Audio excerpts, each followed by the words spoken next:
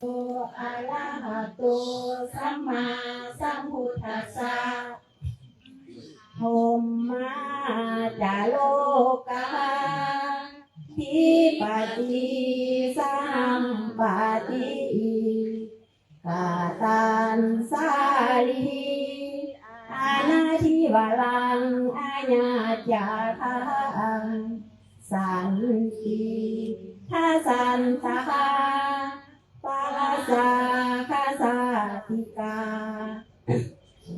เทสิตุธรรมังอานุกรรมปิมังปัสสังท้าวสัมบดีโภมเป็นบรมในพรหมมาทรงฤทธิศักดาบัวบริษัททุกหมู่พรหมน้อมหานนมัสการปฏิสถานนาทีสงฆ์วันแล้วจึงบังคมสุริบาทศาสดาขอพรอาหารประเสริฐวาลาเลิศมาโอลาวังสัตว์ในโลกากิเลสน้อยก็ยังมี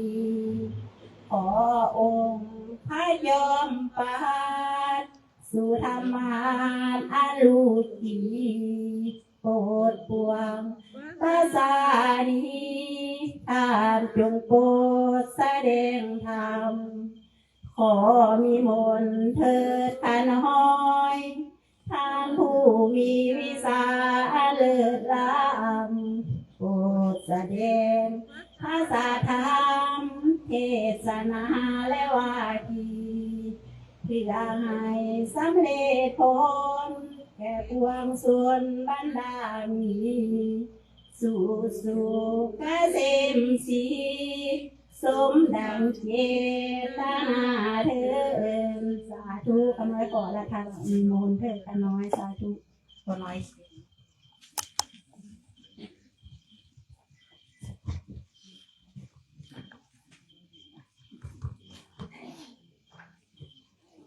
1 2ของการคณะสงฆ์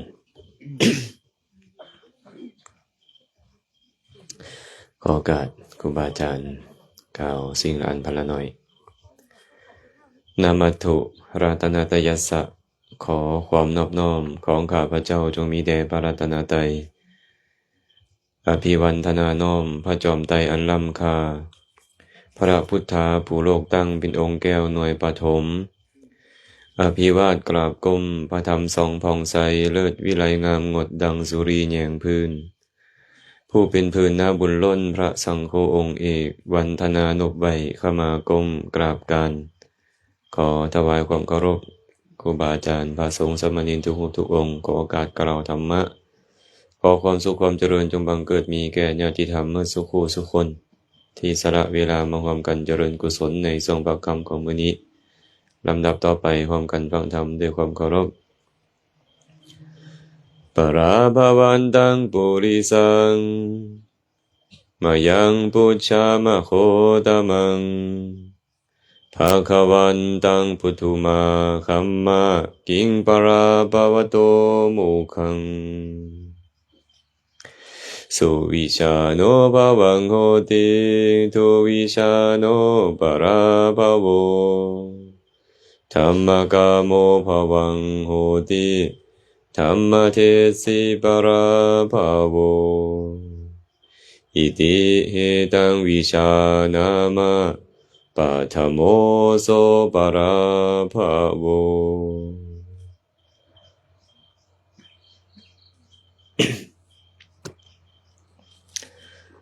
พุทธพจน์บทนี้พระสัมมาสัมพุทธเจ้าตรัสไว้ในคัมภีร์คุตทกนิกายพุทธกปาฐะแต่ก่อนจะได้อธิบายขยายความของพุทธพจน์เบื้องต้นก็ขออนุโมทนาบุญนำญาติธรรมที่มาจากสถานที่ต่างๆโดยเฉพาะแล้วก็ไทยบ้าน นาอินเห็นปะนาอินหมดบ่อยู่เนี่ย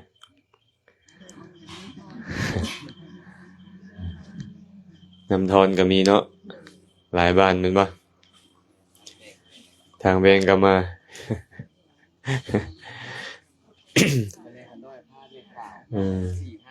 ในข่าวก็มาเนาะคันคาถามมาเฮ็ดหยังตอบไปได้ปะเนี่ยมาเฮ็ดหยังเขาถามมาจักแหละว่าสิว่า มาฟังธรรมนะมาเจริญกุศลเนาะมาเจริญกุศลเป็นหยังล่ะจึงต้องเจริญกุศลเพราะคำว่ากุศลเป็นชื่อของความสุขเป็นชื่อของสิ่งที่น่าปรารถนาน่ารักใคร่น่าพอใจและก็มีบากผลอันเป็นสุขพร้อมนะเอาน้อยหนึ่งพอบ่กุศลนี่บ่พอดอกเนาะความสุขก็อยากได้หลายๆเงินคำกำแก้วก็ตามยศถาบรรดาศักดิ์ก็ตามความสวัสดีหลายๆอันหลายๆอย่างเนี่ยพวกเราต้องการหลายๆฉะนั้นก็เลยจำเป็นต้องเฮ็ดเหตุของมันเหตุของมันก็คือกุศลบุญกับกุศลนี่อันเดียวกันบ่ฮะมาเจริญกุศลบ่เจริญบุญบ่หรือจังได๋มี คนมักถามอาตมาอาจารย์บุญกับกุศลต่างกันแนวใดเพิ่นว่าแมวน้อยก็อาจจะตอบให้แมวน้อยพิสมรเนาะต่างกันอยู่บนใดแมวน้อยบุญกับกุศลนี่กุศลและความฉลาดคันบุญแล้วบ่ฉลาด เคยมีครูอาจารย์เพิ่นก็มาเทศน์แบบนี้มื้อนั้นผู้ใดว่ามีโยมเนาะโยมที่เพิ่นนั่นอยู่วัดป่าเหล่าหลวงเพิ่นเว้ามื้อนั้นนะอาตมาก็ฟังเพิ่นอยู่เพิ่นก็เว้าเพิ่นก็อธิบายเรื่องก็ว่ากุศลกุศลแปลว่าฉลาดนะบ่ผิดเด้เนี่ยมันแปลคำว่าฉลาดได้บุญนี่แปลว่าหยังบุญน่ะบุญแปลว่าธรรมชาติที่ชำระหยังชำระใจให้สะอาดบริสุทธิ์คันสะอาดบริสุทธิ์แล้วแสดงว่าบุญเกิดขึ้น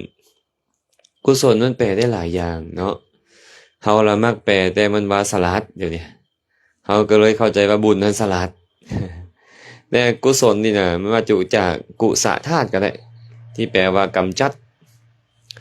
ธรรมชาติใดกำจัดอกุศลธรรมชาตินั่นชื่อว่ากุศลมันแปลว่ากำจัดและแปลอีกอย่างหนึ่งก็คือเฮ็ดให้สั่นคลอนเฮ็ดหยังให้สั่นคลอนเฮ็ดบาปอกุศลอันลามกให้สั่นคลอนคือให้หายไปจากใจเพราะฉะนั้นเนาะบุญอันใดกุศลอันนั้นกุศลอันใดบุญอันนั้นความต่างของมันก็คือสับแสงคำเว้าเป็นเรื่องที่แปลกเลยเนาะเวลาพระพุทธเจ้าตรัสในคาถาสรุปสูตรหลายๆสูตรพระองค์จะบอกว่าตัสมากะเรยะกัลยานังนิจยังสัมปรายิกังปุญญานิปะระโลกัสสมิงปฏิฐาโหนติปานินังแปลว่าเพราะเหตุนั้นบุคคลควรสั่งสมแต่กรรมที่ดีงามก็บ่ว่าบุญบ่ว่ากุศลเลยเด้ให้สั่งสมแต่กรรมที่ดีงามเด้อเพิ่นว่าปุญญานิปะระโลกัสสมิงปฏิฐาโหนติปานินังเพราะว่าบุญทั้งหลายเท่านั้นเป็นที่เพิงของหมู่สัตว์ในโลกหน้าเอาพระพุทธเจ้าบอกว่าบุญเป็นที่เพิงกุศลนี่มันบ่เป็นที่เพิงบ่พระองค์คือบอกว่าบุญเป็นที่เพิงฮะเว้าบุญแล้วกุศลแม่นบ่เว้ากุศลแล้วบุญ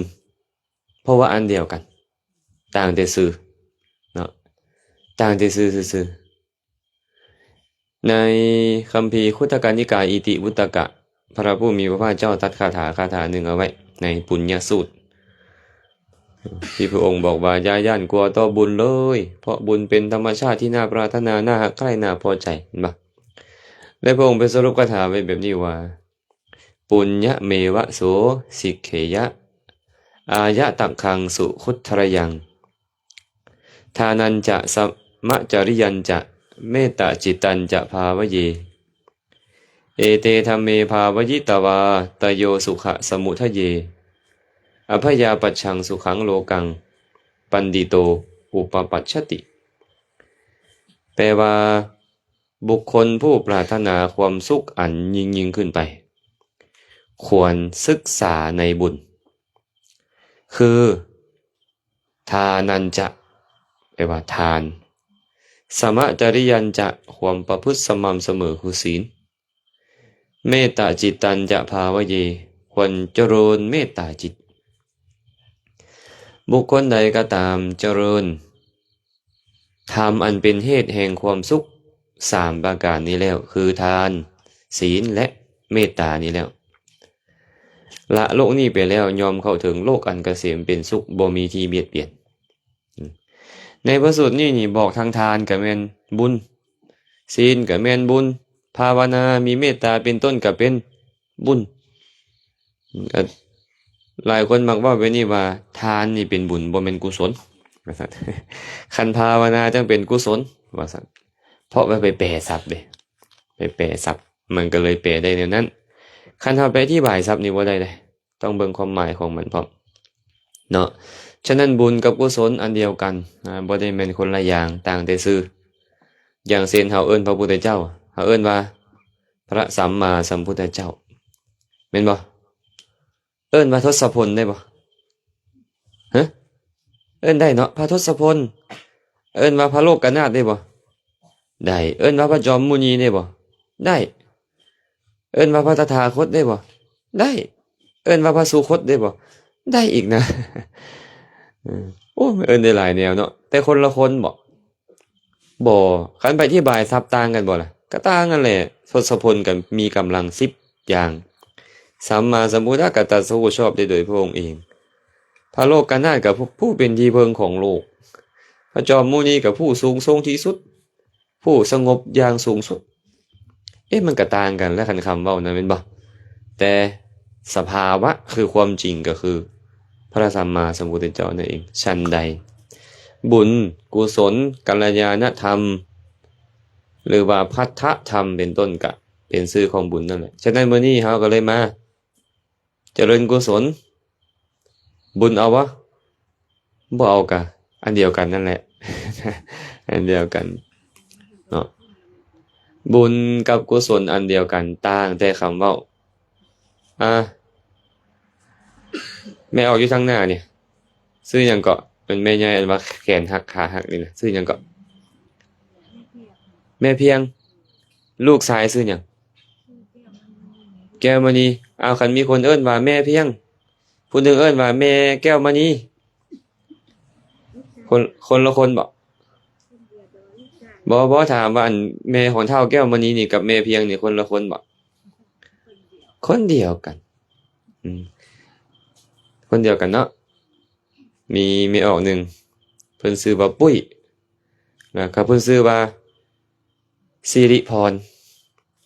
ชื่อเล่นละปุ้ยชื่อแท้ละสิริพร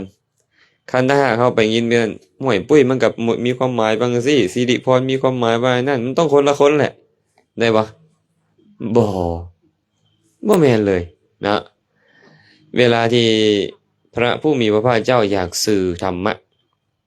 ผู้ใดเคยอ่านธรรมจักรกับปวัตตนสูตรบ่เคยสวดกันเนาะเมื่อกี้นี่บ่ได้สวดเนาะธรรมจักรกับปวัตตนสูตรพระพุทธเจ้าตรัสว่าจักขุงอุทปาธิญาณังอุทปาธิปัญญาอุทปาธิเห็นบ่เอาว่าดูจักขุงญาณัง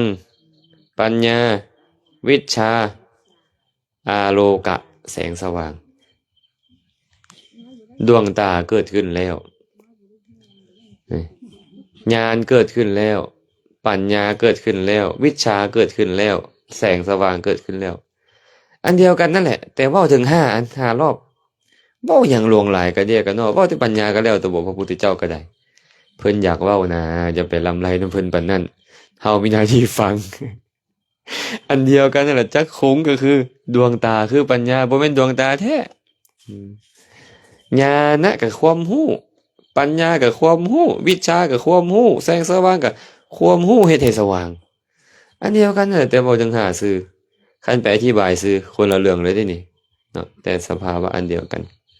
เพราะฉะนั้นบุญและบาปก็ไปบุญและกุศลจึงอันเดียวกันคันไปอธิบายศัพท์มาอธิบายให้แตกต่างได้คันศัพท์ศัพท์คำเว้านะแต่ว่าความหมายอันเดียวกันเนาะอะไรเนาะมื้อนี้เขาก็บอกว่าเฮามาเจริญบุญเจริญกุศลกันก็จะเอาธรรมะจากข้อนึง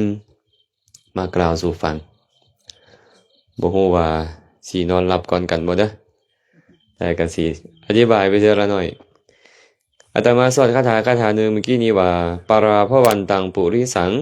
มะยังปุจฉามะโคตมังภะคะวันตังปุถุมาคัมมะกิงปาราภวโตมุขังคาถานี่บ่แม่นพุทธพจน์บ่แม่นคำเว้าของพระพุทธเจ้าเป็นคำเว้าของเทวดาตนหนึ่งที่เข้าไปเฝ้าพระผู้มีพระภาคเจ้าเพื่อถามปัญหาขอเว้าเรื่องราวน้อยหนึ่งก่อนหน้าที่เทวดาตนนี้จะเข้าไปกล่าวคาถานี้เมื่อก่อนหน้าพระสัมมาสัมพุทธเจ้าแสดงเรื่องของมงคลสูตรมังคลสูตรที่เฮามักเห็นครูบาอาจารย์เอาไปสวดขึ้นหันใหม่สวดมงคลนะเสวนาจะภารานังปันติตานันจะเสวนาปูชาจะปูชนียานังเอตัมมังคารมุตตมังเป็นต้นนะการบ่คบคนพาล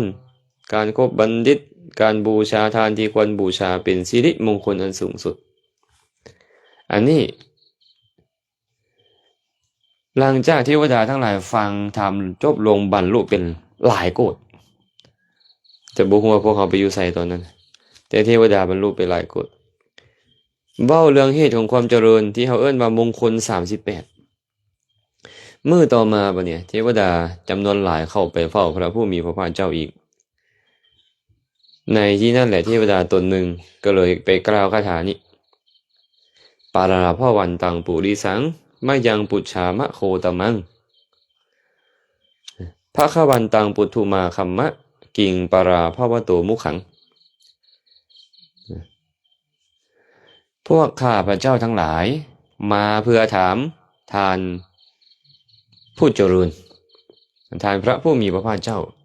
ภะคะวันตังนี่นะถึงสิ่งที่เป็นทางแห่งความเสื่อมบุคคลผู้เสื่อมและอันใดเนาะเป็นปากทางแห่งความเสื่อมเทวดานี่ถามความเจริญนี่ฟังเมื่อวานนี้แล้วบ่คบคนพาลคบแต่บัณฑิตบูชาทานที่ควรบูชาเป็นมงคลการอยู่ในสถานที่ดีเฮ็ดบุญไว้แล้วในการก่อนการตั้งตนไว้ชอบเป็นมงคลฟังมาหมดแล้วเหตุแห่งความเจริญนี่นะอยากฮู้เหตุเสื่อมบ่เนี่ยสิได้เว้นเหตุเสื่อมนั่นว่าซั่นอันนี้ต้องฟังเด้นี่เนาะคันผู้ใดมีเหตุเหล่านี้อยู่เสื่อมนะเสื่อมแน่นอนเทวดาก็เลยถามว่าพวกข้าพระบาททั้งหลายนี่นะมาเพื่อถามพระผู้มีพระภาคเจ้าอยากฮู้บุคคลผู้เสื่อมอันใดเป็นปากทางแห่งความเสื่อมพระผู้มีพระภาคเจ้าก็เลยตรัสพุทธพจน์เป็นต้นว่าสุวิชาโนภวังโหติทุวิชาโนปราภโวธรรมะกาโมภวังโหติธรรมะเทสีปราภโวอิติเหตังวิชานามะปะทโมโสปราภโวแปลว่าบุคคลผู้ฮู้ดีเป็นผู้เจริญผู้ฮู้ชั่วเป็นผู้เสื่อมผู้ยินดีพอใจในธรรมเป็นผู้เจริญผู้สั่งธรรมเป็นผู้เสื่อมนี่แหละเป็นความเสื่อมข้อทำอิฐเลยพวกเขาจงฮู้แบบนี้เด้อพระพุทธเจ้าตรัสพุทธพจน์บนนี้ขึ้นมาว่าสุวิชาโนแปลว่าฮู้ดีทุวิชาโนแปลว่าฮู้ชั่วคันฮู้ดีแล้วเจริญเพิ่นว่าฮู้ชั่วแล้วเสื่อมฮู้ดีฮู้ให้ได้ฮู้ดีฮู้อันนี้เป็นทานอันนี้เป็นศีลอันนี้เป็นภาวนาอันนี้เป็นบุญเป็นกุศลอันนี้เป็นอุบายที่ชอบทำอันนี้เป็นธรรมดำอันนี้เป็นธรรมขาวฮู้ ฮู้ในสิ่งที่มันดีๆคันฮู้ในสิ่งที่เฮ็ดดีเจริญบ่เจริญเบื้องต้นสุตตะเกิดขึ้นแล้วเนาะและก็ดำเนินถูกบ่บัดนี้ฮู้แล้วดำเนินไปถูกต้องได้เพิ่นก็เลยบอกว่าสุวิชาโนภวังโหติผู้ฮู้ดีเป็นผู้เจริญคันบ่ฮู้เด้มันเจริญได้ยากคันบ่ฮู้นี่นะบ่ฮู้นี่ก็เจริญได้ยากพระองค์ก็เลยตรัสว่าทุวิชาโนปราภโวผู้ฮู้ซั่วบัดนี้เป็นผู้เสื่อมฮู้ไปได้ฮู้ซั่วเก่งขนาดเลยอันไปวิธีการใส่กระบอก ใส่บ่บ้านเฮามีกระบอกบ่เฮ็ดกระทีบเก่งตึกเบ็ดบักเก่งฮู้ดีเจริญบ่แบบนี้มีออกบ่ฆ่าสัตว์เก่งนี่เจริญบ่เสื่อมเนาะเป็นยังบอกเสื่อมก็เลี้ยงลูกเลี้ยงเมียได้อยู่เด้อันตอนเลี้ยงลูกเลี้ยงเมียก็ตอนนึงเนาะตอนฆ่าเขานี่ก็มันพาไปไสอบายทุกขติวินิบาตนรกเด้เสื่อมบ่ล่ะเสื่อมฮู้ดีวิธีลักขโมยหมู่นี่นะต้องลักตอนนี้ลักเวลานี่ลักแบบนี้เจริญบ่ฮู้กี่ลักเนี่ยฮู้วิธีการลักหมู่เนี่ย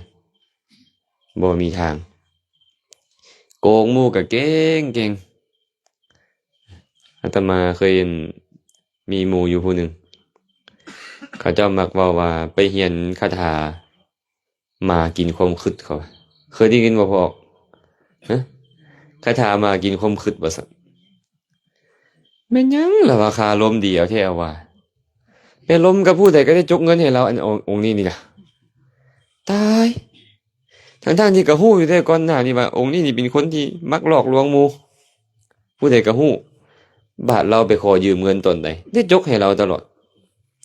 ยังเป็นจังได๋ไม่ออกคือแล้วเราก็บ่ใช้จักเทื่ออีก แต่ก็ยังยินดีให้เราตัวไปนะไปไม่เฮ็ดจังได๋เนาะนี่เนาะแสดงว่าองค์นี้เนี่ยเราฮู้ซั่วแม่นบ่ฮู้วิธีการโกงหมู่การช่อหมู่การหลอกลวงหมู่เด้เจริญบ่แบบเนี้ยบ่เป็นที่ฮักบ่เป็นที่พอใจของไผๆเลยแล้วมันพาไปไสอบายทุกขติวินิบาตนรกเกิดมาชาติใดๆทรัพย์สมบัติก็จะพินาศอ้าวบางคนเนี่ยอันนี้เว้าสมัยเขาเจ้าเป็นวัยรุ่นเนาะผู้บ่าวน้อยนะเพิ่นไปจีบสาวโอ้ยสัวนะบ่มีค่าลมเพิ่นว่า ต้องเบิ่งกูนี่ค่าลม เพิ่นเป็นตัวผู้สาวนะผู้สาวก็ให้แล้วเนาะเป็นตัวมาเข้าสุดท้ายแล้วไปนำผู้ใหม่เป็นบ่เฮ้ยเพิ่นว่าเห็นบ่เพิ่นว่าเห็นบ่ต้องกูนี่แหละ ตัวผู้สาวเก่งเป็นประพฤติผิดในกามมาได้ไม่ออกเนาะประพฤติผิดในกามบางทีก็แบบนี้ก็มีได้หลายๆคนก็มักประพฤติผิดในกามหลายๆคนก็มักตัวและเก่งเรื่องตัวฮู้วิธีการตัวเจริญบ่แบบเนี้ยบ่เจริญพอไม่ออกเพิ่นมักซุมแซวกันจังแม่นคอนเพิ่นว่าเบิ่งเฮานี่แม่ หมด3ลังแล้วยังเสยอยู่นี่โตแล้วว่าหมด2จอกก็เมาแล้วเพิ่นน่ะเอ้ยเพิ่นว่าเพิ่นเก่งคักได้เนาะเก่งแล้วนี่ดีบ่เจริญบ่เนี่ยไอ้คันบ่เจริญได้เศร้าได้ทางหลังอ่ะเด้อเห็นบ่ได้ลดลงเด้อแต่แม่งฮู้ซัวนี่เป็นทางเสื่อมเอาเสื่อมมีดีเลยเนาะเพิ่นบอกไว้นะนี่เด้อเพิ่นบอกว่าโทษของสุรานี่1เสียทรัพย์เฮ็ดให้เสียทรัพย์ได้2เสียสุขภาพ3เสื่อมปัญญา4บ่มีความละอาย5ก่อความทะเลาะวิวาท6หลงกระทำกาละ7ตายไปแล้วไปใส่ลงกระทำกาละเข้าถึงอบายทุกขติวินิบาตนรกตอนบ่คันดื่มนี่กะใครได้เนาะดื่มเข้าไปแล้วเอาแล้วต้องได้ซื้อได้ป่ะนี่เบิ่งต้นหมู่ก็เอาให้ตัวเองกินอยู่แม่นบ่หมดไป4-5จอกแล้วหมดแล้วบัดเนี่ยเอามาลดเดี๋ยวเฮาจัดการเองเพิ่นว่าตื่นมื้ออื่นเช้ามันสิไปขายงัวไปใช้หนี้เขา ตอนเพิ่นเมานี่ใจใหญ่ขนาดเลยติบก็ให้ดีๆเนาะมีบ่เลยแถวนี้เป็นจังซี่มีบ่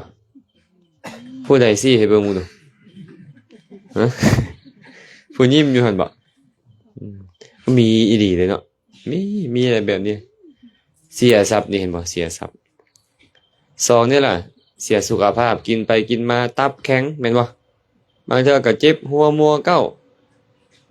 กระเพาะโยมพออาตมานี่อาตมาได้แบกลงเรือข้ามไปส่งอยู่ฝั่งไทยเอาไปห้องหมอบ่รับห้องหมอปากคาดบ่รับแล่นขึ้นไปหนองคายพุ่นเป็นหยังกระเพาะซอดปอเจ้ากินเอาแท้เอาว่ะกินจนกระเพาะซอดเสียสุขภาพบ่เสียเนาะเสียสุขภาพเบิดเลย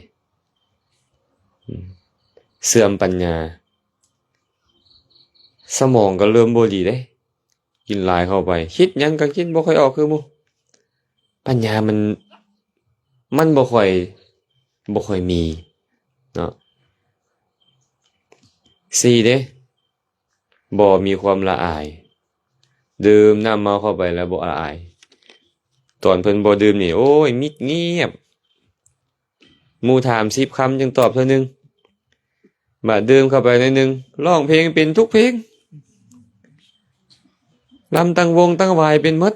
โอ้ยไม่เอามาจะใส่กันเดียกันต่อไปมันออกมาเองเนาะบ่เคยฟ้อนจักเทื่อบัดฟาดเข้าไป3จอกแล้วโอ้ยท่าเต้นเพิ่นมาจะใส่ก็มีเพิ่นคิดขึ้นมาเองว่าท่าเต้นเพิ่นน่ะ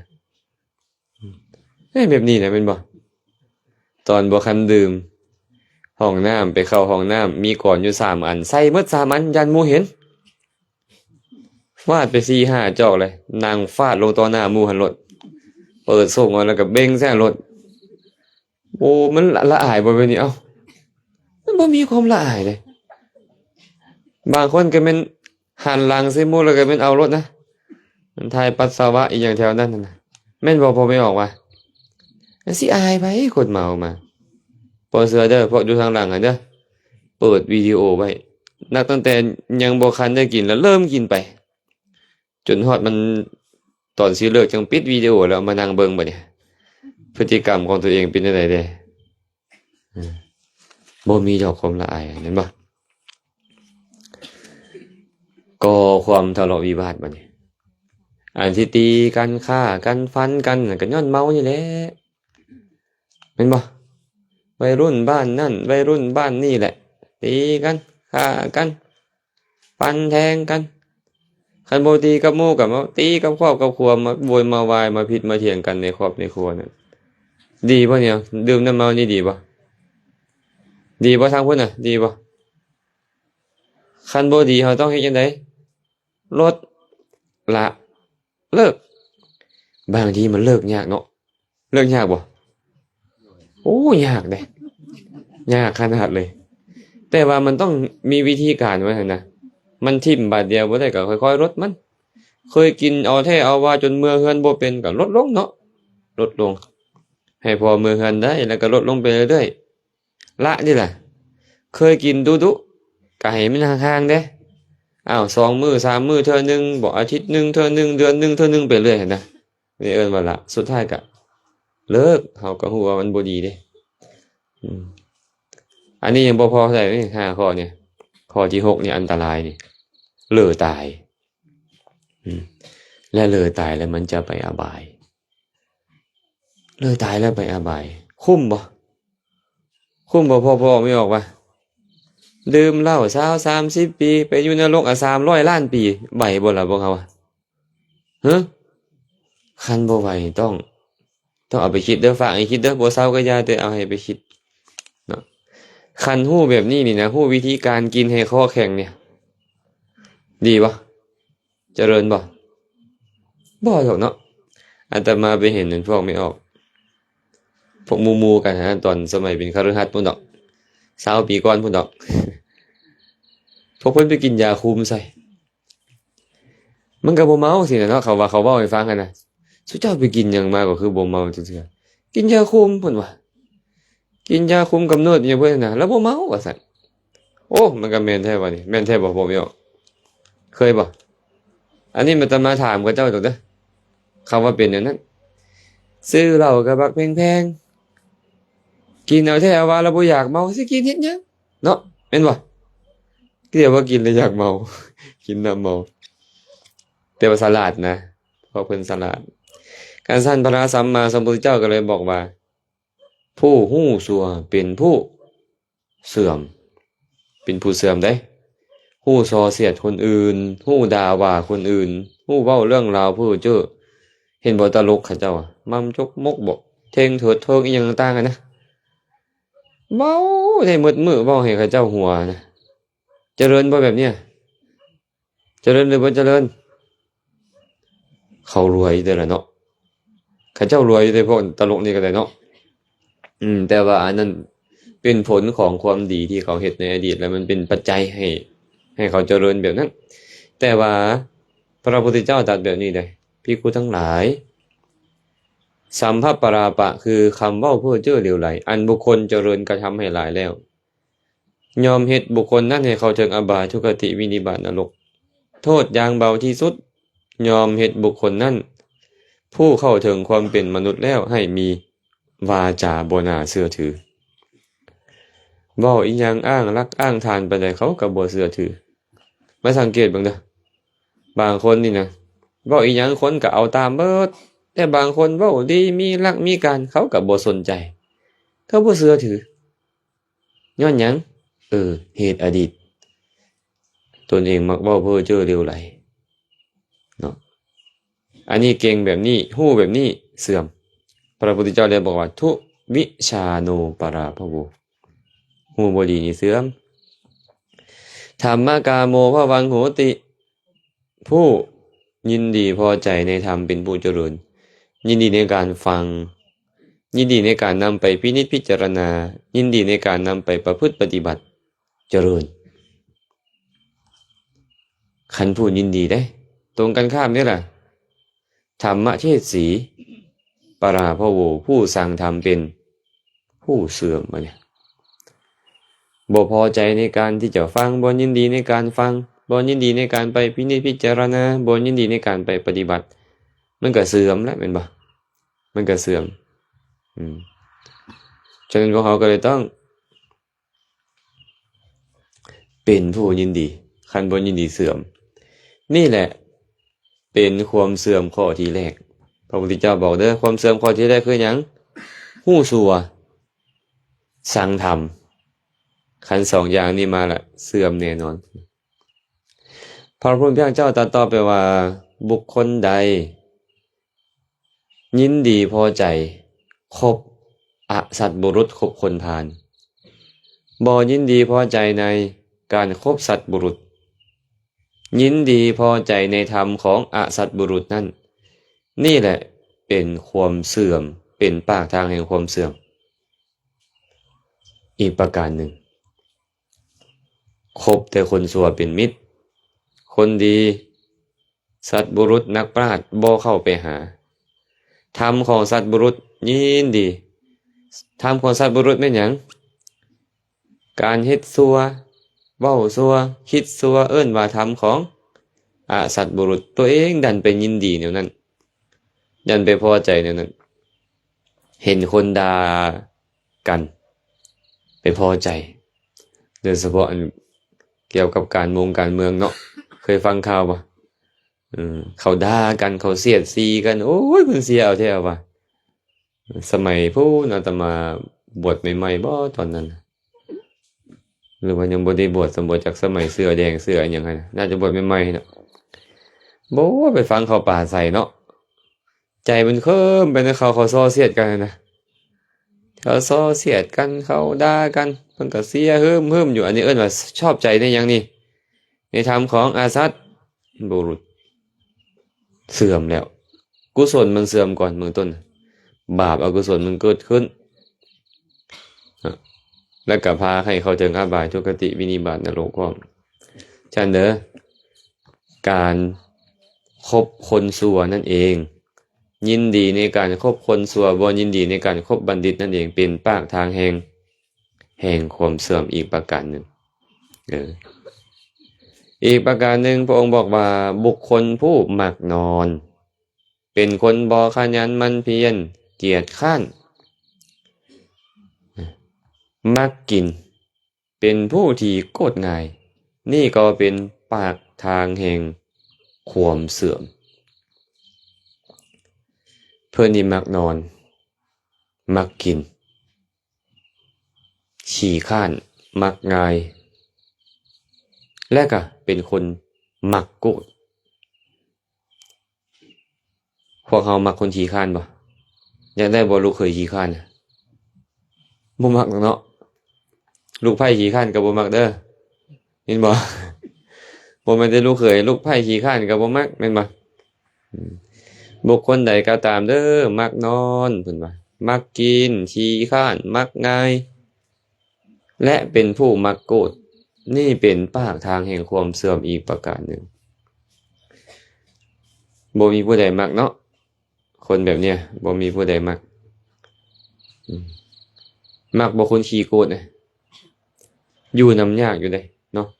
อยู่นำยากอยู่บ่ฮู้ว่าสิโกรธขึ้นมาตอนใดโกรธขึ้นมาแล้วสิเฮ็ดหยังได้เด้ไอ้ความโกรธนี่มันสามารถล้างผ่านทุกสิ่งทุกอย่างได้อีหลีได้ลูกฆ่าพ่อฆ่าแม่ก็ได้ย้อนความโกรธเนี่ยหมู่พวกฆ่ากันก็ได้สามีภรรยาฆ่ากันก็ได้ไอ้น้องฆ่ากันก็ได้บ่จำเป็นต้องเว้าถึงคนอื่นนี่โทษของความโกรธเนี่ยบางคนนี่โกรธง่าย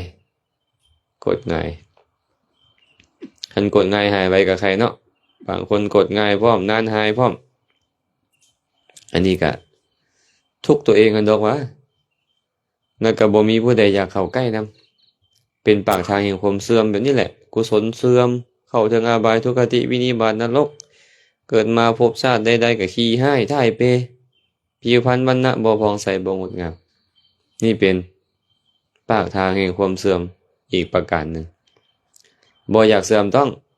เฮ็ดจังไดละเว้นต้องละเว้นพระผู้มีพระเจ้าตรัสต่อไปว่า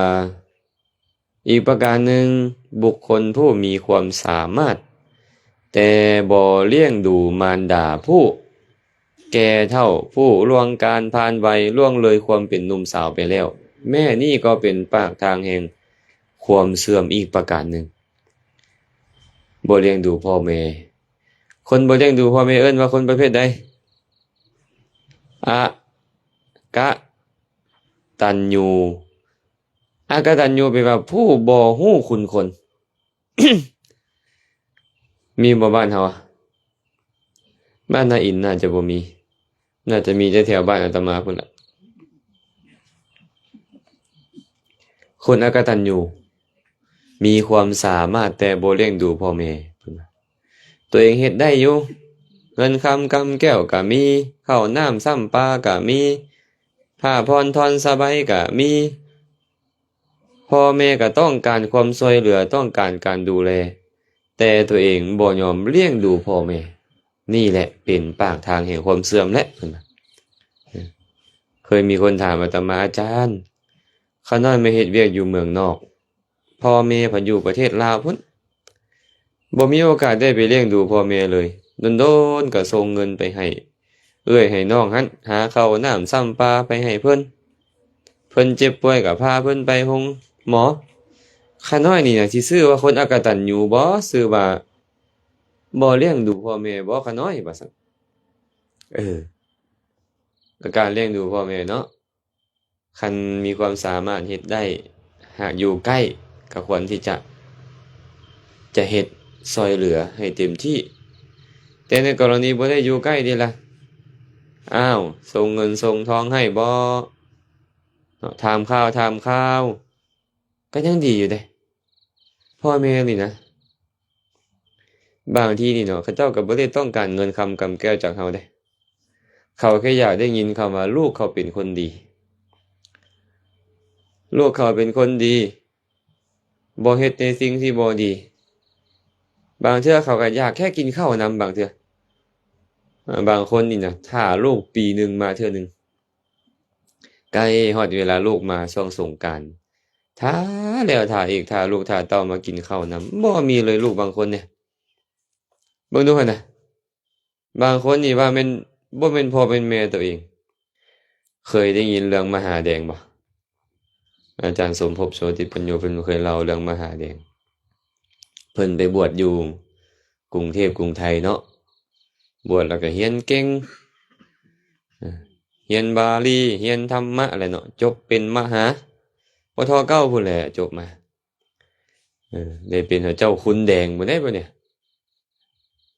ญาติโยมก็มีแต่เศรษฐีแล้วเข้าหาเขามักคนเรียนเก่งเนาะเศรษฐีก็เข้าหาเพิ่นเป็นคนบ้านนอกพ่อแม่กับพ่อแม่บ้านนอกมีมื้อหนึงพ่อแม่ก็ไปเยี่ยมคิดฮอดลูกบ่เห็นลูกดนแต่บ้านนอกเข้าไปกรุงเทพกรุงไทยพอไปหาลูกว่าบ่แม่นพ่อบ่แม่นแม่ตัวเองป๊าโธ่เบิ่งดูหั่นน่ะบ่แม่นพ่อข่อยบ่แม่นแม่ข่อยเพิ่นว่าแต่งตัวก็แต่งตัวซ่อมซ้อแม่นบ่เสื้อก็เสื้อเก่าๆขาดๆแล้วคนบ้านนอกอะถือซุ่มไก่เข้าไปก็บ่จักเด้อไปต้อนลูกก็ได้คุณหญิงคุณนายเพิ่นมาหาคันตัวเองบอกว่าแม่พ่อตัวเองเป็นคนบ้านนอกเป็นคนทุกข์ยากก็ย้านเสียหน้าเสียตาแบบนี้ก็มีได้ญาติโยมแบบนี้ก็มี อันนี้เอิ้นว่าคนชั่วเพิ่นว่าเนาะคนที่ประสบความเสื่อมแล้วผู้สามารถอยู่เฮ็ดได้อยู่แต่บ่ยอมเลี้ยงดูพ่อแม่นี่เป็นปากทางแห่งความเสื่อมคันเฮาเฮ็ดได้เฮาก็ต้องเฮ็ดเด้อเฮ็ดได้ก็ต้องเฮ็ดเพราะว่าผู้มีพระคุณต่อเฮายิ่งกว่าพ่อแม่บ่มีแล้วในโลกอันนี้นะเป็นหยังจึงบอกจังซั่นพระพุทธเจ้าบอกว่าลูกนี่นะตอบแทนคน2คนนี้ได้ยากเพิ่นว่าคน2คนคือไผคือมารดาและบิดาข้อนั้นเพราะเหตุใดเพราะมารดาและบิดานี่เป็นผู้แสดงโลกนี้แก่ลูกเฮ็ดให้เจ้ามีตาได้เห็นโลกนี้เฮ็ดให้เจ้ามีหูได้ฟังเสียงของโลกนี้เฮ็ดให้เจ้ามีดังได้ดมกลิ่นมีลิ้นได้ชิมรสชาติมีร่างกายได้รับรู้สัมผัสเย็นร้อนอ่อนแข็งทั้งหลายได้เขาจึงชื่อว่ามีคุณหลายต่อเจ้า บ่แม่นจะเฮ็ดได้โดยง่ายเพิ่นว่าถึงแม่นว่าจะให้เขาอยู่เทิงบาอยู่เทิงคอนี่ตลอด100ปีให้อยู่ให้กินให้เที่ยวให้ถ่ายอุจจาระปัสสาวะเทิงบานี่แหละตลอด100ปีก็ยังบ่ชื่อว่าได้ตอบแทนเขาแล้วถึงแม้นว่าจะได้สถาปนาเขาแต่งตั้งเขาให้เป็นใหญ่ทั่วแผ่นดินนี้มีรัตนะล่วงลายภายมากในแผ่นดินนี่แต่ก็ยังบ่ชื่อว่าได้ตอบแทนเขาแล้วย้อนหยังยังเขามีคุณหลวงหลายเขามีคุณหลายหลายหลายซ้ำใดเพิ่นอุปมาไว้หากจะเอาน้ำมหาสมุทรมาเทียบกับคุณของแม่ก็เหมือนกับน้ำในบาตรหน่วยหนึ่งเคยเห็นบาตรครูบาอาจารย์บ่บาตรอาจารย์ล่านี่เอามาให้หมู่เบิ่งกันเด้อมื้ออื่นเป็นจังไดบาตรอาจารย์ล่านี่แปลกๆหมู่บ่แล้วเอาน้ำใส่ในบาตรแล้วเอาน้ำนี่น่ะไปเทียบกับมหาสมุทรเอามหาสมุทรนั่นน่ะเทียบกับคุณของพ่อแม่น้ำมหาสมุทรซ้ำกับน้ำในบาตรนั่นแหละน้อยเดียวว่าซั่นน้ำมหาสมุทรนี่น้อยเดียวเมื่อเทียบกับคุณของแม่คุณของพ่อแม่ใหญ่หลวงกว่ามหาสมุทรอีกหากจะเอาแผ่นดินทั้งหมดนี่มาเทียบกับบุญคุณของพ่อแม่แผ่นดินนั่นเหมือนกับมะขามป้อมซ้ำกับมะขามป้อมซ้ำกับมะสมมอนี่ไอ้แผ่นดินทั้งหมดนี่น่ะคันเทียบกับคุณของพ่อแม่คุณของพ่อแม่ใหญ่หลวงกว่านั้นอีกผู้เฒ่าโบราณเพิ่นเลยมักเว้านะพระตู้สารวัตรบุญคุณพ่อแม่นี่หนักเกิงธรณีไผผู้ยามแยงนบหากสิดีเมื่อหน้าเพิ่นว่าคันผู้ใดนี่นะยามแยงนบสิดีเมื่อหน้าสิเฮืองเมื่อหน้าเพราะบุญคุณของพ่อแม่หลายหลายหลายอีหลีเนาะได้ตอบแทนถือว่าดีแล้วได้ให้เขาอยู่เทิงบาตลอด100ปีซื้อว่าตอบแทนแล้วแต่ยังบ่ประเสริฐ คันให้ดีแท้ก็คือให้เขามีศรัทธามีศีลมีจาคะมีปัญญาจะชื่อว่าตอบแทนอย่างประเสริฐเนาะ พระผู้มีพระเจ้าตรัสต่อไปว่าบุคคลใดลอกลวงสมณะหรือลอกลวงวานิพกทั้งหลายด้วยมุสาวาทนี่แหละเป็นปากทางแห่งความเสื่อมอีกประการหนึ่งสมณะเป็นไผสมณะผู้ประพฤติสงบเพิ่นมุ่งหมายเอาพวกนักบวชวานิพกก็คือคนจรผู้ที่บ่มีเฮือนจรไปขอคนอื่นบริโภคนี่เอิ้นว่าวานิพกผู้ใดก็ตามลอกลวงสมณะหรือวานิพกขอให้ฮู้เถิดว่านี่เป็นปากทางแห่งความเสื่อมตัวพระเจ้าพระสงฆ์มีบ่อันบ้านนาอินตัวพระเจ้าพระสงฆ์ขน้อยสิซอยปูนจักตนนึงนะขน้อยเด้อเพิ่นว่าเงียบกิ๊บเอิ้นว่าตัวบ่เนี่ยหรือบ่ได้ตัวบ่ได้ตัวเนาะแต่บ่ให้ซื่อเนาะ บางทีก็มีเลยเนาะยั่วพาให้ใจขึ้นนะเฮ็ดโลดนะเฮ็ดโลดก็ได้สิซอยนะเพิ่นว่าหาย หลอกลวงสมถะเนี่ยหลอกลวงสมณะหลอกลวงวานิพกของมีอยู่พอให้ได้แต่บอกว่าบ่มีนี่ก็เอิ้นว่าหลอกลวงสมณะคือกันผู้หลอกลวงสมณะนี่เป็นปากทางแห่งความเสื่อมตัวคนธรรมดาก็ผิดศีลอยู่แล้วแม่นบ่ผิดศีลพอแฮงอยู่แล้วแต่ตัวผู้มีศีลอีกโอ้ยมันก็แฮงโทษหลายกว่าเก่าอีก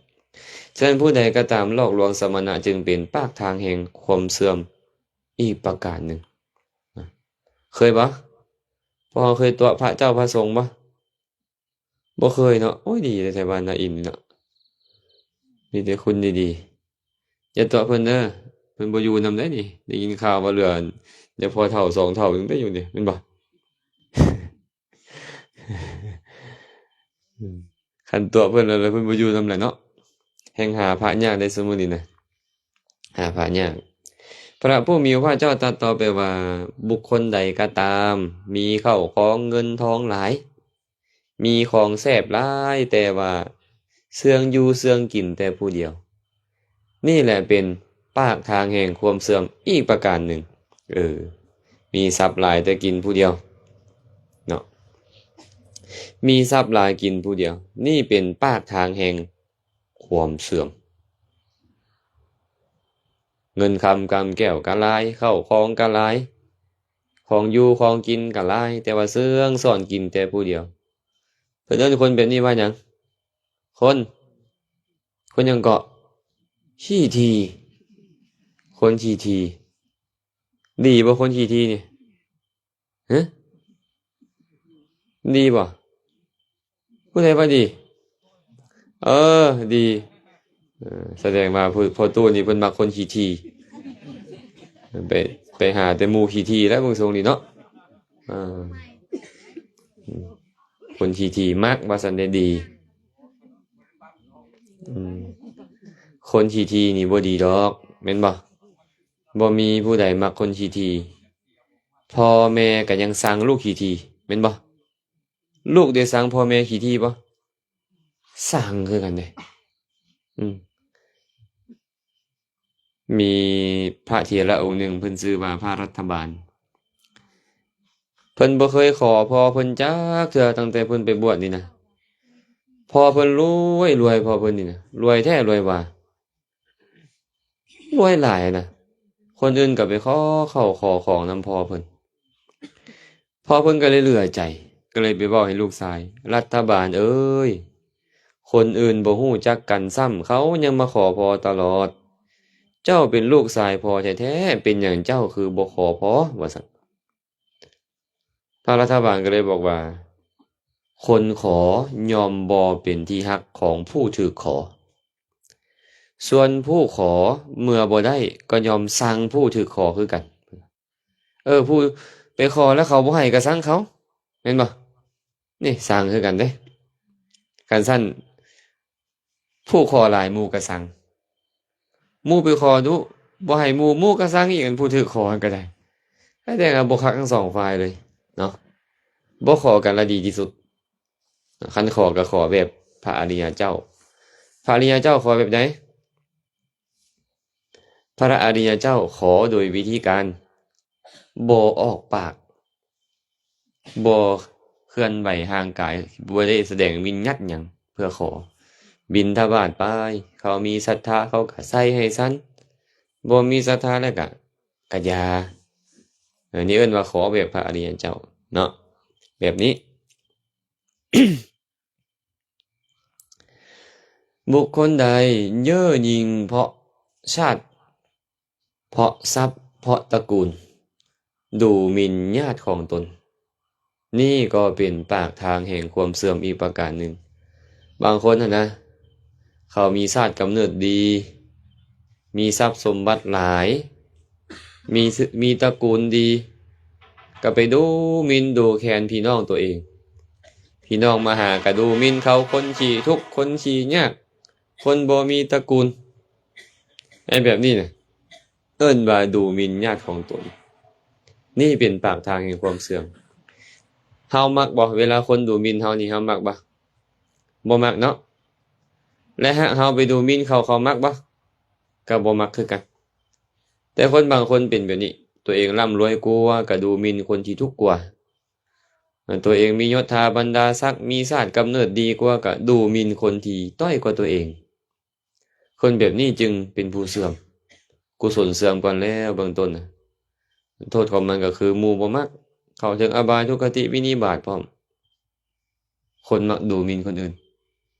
เพิ่นเลยบอกว่านี่เป็นปากทางแห่งความเสื่อมอีกประการหนึ่งบุคคลใดก็ตามเป็นนักเลงผู้หญิงเป็นนักเลงสุราเป็นนักเลงการพนันล่างผ่านทรัพย์สมบัติที่หามาได้ของตนเองนี่ก็เป็นปากทางแห่งความเสื่อมอีกประการหนึ่งบางคนนี่เนาะเป็นนักเลงผู้หญิงคันภาษาบ้านเราก็เอิ้นว่าเอาเมียน้อยห้อยเมียปลายเขามักเว้าวิธีแม่นบ่ไม่คือไอดังแต่ทั้งนั้นมันเป็นสะดุดบ่อีหยังบ่เว้าตามพระพุทธเจ้าเด้อบ่ได้เว้าให้ผู้ใดเด้อบางคนก็มักเนาะมักเป็นนักเลงผู้หญิงนี่ล่ะมักเที่ยวมักคบกับผู้หญิงมักมีหลายคนว่าง่ายกันแล้วกันนี่เป็นปากทางแห่งความเสื่อมเพิ่นว่าเสื่อมอีหลีเด้ไปเลี้ยงเขาบ่กุ้มเขาก็หนีปะเด้เนาะบางเทื่อแบ่งนี่แบ่งหันอยู่ธุรกิจการงานก็เสียหายก็มีคันบ่ให้เขาก็บ่อยู่นำจังซี่เป็นต้นนี่นะเป็นนักเลงสุราเสื่อมคือกันคือเว้าให้ฟังเมื่อกี้นี่แหละคันดื่มสุรานี่มันก็เสื่อมแม่นบ่เสื่อมสุขภาพเสื่อมปัญญาเสียทรัพย์บ่มีความละอายก็ความทะเลาะวิวาทเป็นต้นนั้นกุศลเสื่อมเข้าถึงอบายพร้อมเป็นนักเลงการพนันนี่ก็เป็นปากทางแห่งความเสื่อมเพิ่นเลยเอิ้นว่าอบายมุขอบายมุขแปลว่าปากทางแห่งความเสื่อมปากทางแห่งอบายแห่งความเสื่อมเคยมีข่าวเนาะมีพ่อออกผู้หนึ่งเราเป็นเจ้าของบริษัทผลิตตุ๊กตารวยหลายมีเงินประมาณ 7,000 ล้านเหรียญรวยบ่ซ้ำนี่ 7,000 ล้านเหรียญเนี่ยรวยเลยเนาะอาตมาว่ารวยหลายเลยได้นี่ได้ 7,000 ล้านเหรียญเนาะเฮามีจักล้านนึงก็ยังว่ารวยแล้วนะเฮาเนาะเข้า 7,000 ล้านเหรียญเราก็เลยมาคิดเงินข่อยก็หลายเลยเด้ข่อยก็ใช้ชีวิตมาครึ่งหนึ่งค่อนแล้ว40 กว่าปีแล้วตัดสินใจขายบริษัทเซาบ่เฮ็ดแล้วเสวยสุขกันบัดนี้ว่าซั่นก็เริ่มปล่อยตัวเองเริ่มเล่นเริ่มกินเริ่มม่วนแล้วตัวเองมีเงินเนาะ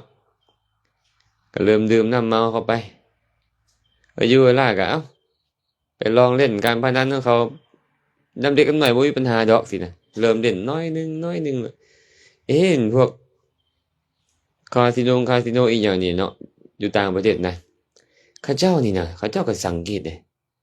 เขาสืบประวัติพร้อมผู้นี้มีเงินส่ำใดมีที่มาที่ไปได้เขาก็สืบเด้เขาก็เริ่มจัดให้เพิ่นแบบ VIP ทีแรกก็ลอยเพิ่นได้หน่อยนึงก่อนจัดให้แบบ VIP เลยได้พอเราเริ่มไปดุเริ่มติดบัดเนี่ยเขาก็เลยบอกว่าทานเอ้ยอยู่นี่เนี่ยโอ้ยมันยังบ่ม่วนว่าซั่นไปอีกบ่อนหนึงนี่ศูนย์ใหญ่นี่โอ้ยม่วนกว่านี้ว่ะอยู่ไสอยู่บ่ทันเขาก็บอกเพิ่นก็ตัดสินใจไปเลยไปซื้อคฤหาสน์หลังบักงามๆอยู่ใกล้ๆใกล้ๆบ่อนน่ะนะหลังจากไปอยู่แล้วก็ไปแล้วเขาบ่ให้เมือเฮือนเลยบัดเนี่ยเขาจัดห้องพิเศษให้อาหารมื้อละ6คาบเขายัง3คาบได้เนาะแต่เรามื้อละ6คาบแชมเปญไวน์ยังดีเสิร์ฟฟรีมีสาวเสิร์ฟบริการยังคักเลยเป็นจังได๋ล่ะบัดเนี่ยมันก็ดิ้นบ่หลุดเลยบัดนี้เนาะเกลี้ยงหอยๆ 7,000 ล้านเหรียญไปขายคฤหาสน์เกลี้ยงอีกยืมเงินเขาอีก10 ล้านเหรียญเล่นนำเขาเกลี้ยงอีกแม่เอ้ยล่มละลายเลยเสื่อมบ่แบบเนี้ยสินับภาษาอีหยังอันพวกเฮามีเงินดำล้านเหรียญ2ล้านเหรียญเขา 7,000 8,000 ล้านเหรียญก็ยังพินาศแม่นบ่คันซั่นพระพุทธเจ้าก็เลยบอกว่าบุคคลใดเป็นนักเลงผู้ยิงนักเลงสุรานักเลงการพนันผลาญสมบัติที่ตนเองหามาได้นี่เป็นปากทางแห่งความเสื่อมเสื่อมจากทรัพย์ก่อนเสื่อมจากคุณงามความดีก่อนแล้วก็เข้าถึงบนเสื่อมคืออบายทุกขติมินิบาตพร้อมพอเศร้าได้ก็เศร้าได้เนาะพอเศร้าได้ก็เศร้า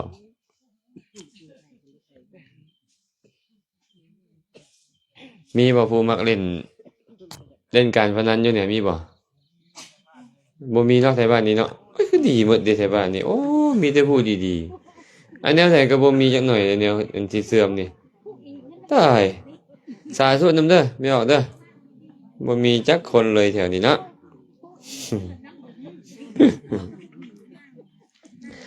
พระพุทธเจ้าตรัสต่อไปว่าบุคคลใดก็ตามบ่สันโดษในภรรยาของตนประทุษร้ายภรรยาของผู้อื่นเหมือนประทุษร้ายหญิงแพทย์สยานี่ก็เป็นปากทางแห่งความเสื่อมบ่สันโดษแปลว่าหยังบ่มักน้อยมีเมียผู้หนึ่งแล้วบ่พอมีเมีย2คนแล้วบ่พออยากได้ภรรยาของคนอื่นก็เลยไปคบสู้กับภรรยาของผู้อื่นประทุษร้ายเขาเหมือนกับนางหญิงแพทย์สยาหญิงแพทย์สยาคือหญิงขายตูเนาะ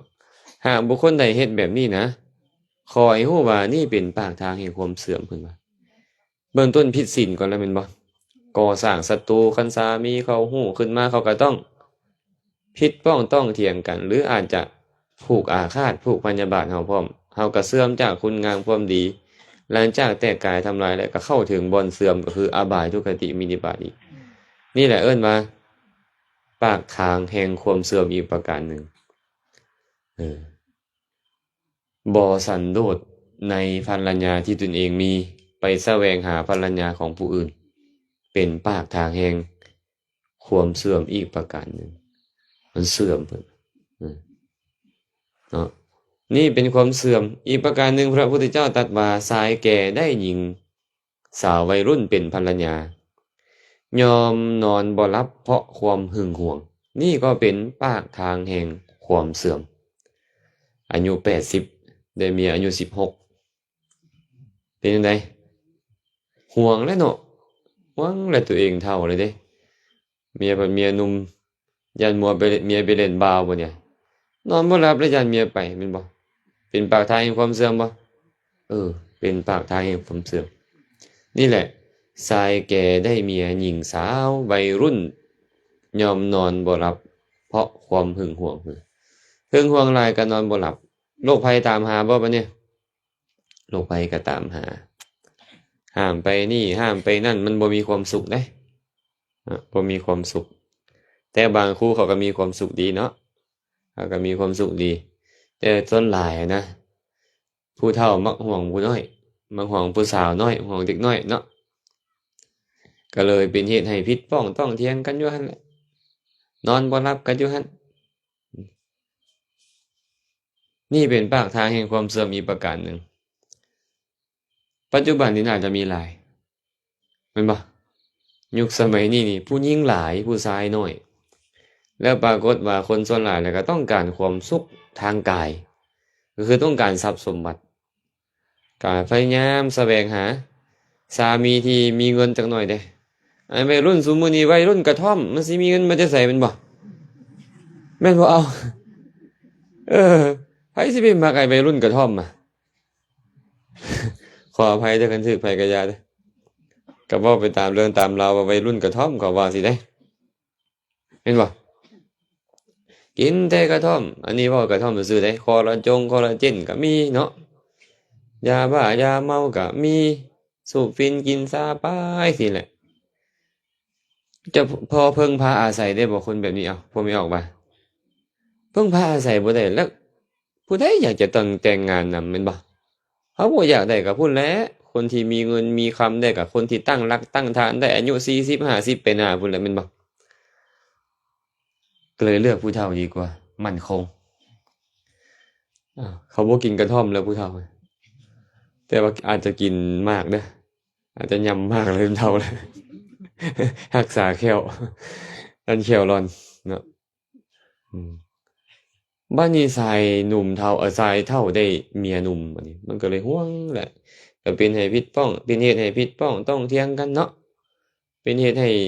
หึงหวงแล้วมันอยู่นำกันยากห้ามไปเบิดคุมไปเบิดบ่มีความสุขได้นั่นก็เลยเป็นปากทางแห่งความเสื่อมเกิดการทะเลาะเบาะแว้งไปนี่พระองค์ตรัสต่อไปว่าบุคคลใดก็ตามแต่งตั้งหญิงหรือชายผู้ใส่ใจสุยรุ่ยใส่ร้ายให้เป็นใหญ่แม่นี่ก็เป็นปากทางแห่งความเสื่อมแต่งตั้งคนที่มักใส่ใจฟุ่มเฟือยมักใส่ใจฟุ่มเฟือยใส่ใจสุยรุ่ยใส่ร้ายบ่เห็นว่าอันใดจำเป็นบ่จำเป็นใส่ใจสุยรุ่ยใส่ร้ายไปเบิดเฮ็ดธุรกิจกับพี่น้าแบบนี้เนาะมีเงินมีทองหลายเงินคำก็สิ้นเปลืองไปเพราะเหตุที่เขาใส่ใจสุยรุ่ยใส่ร้ายเกินไปพระพุทธเจ้าบอกว่าเฮ็ดเหมือนกับคนกินหมากเดือเป็นจังได๋คนกินหมากเดือ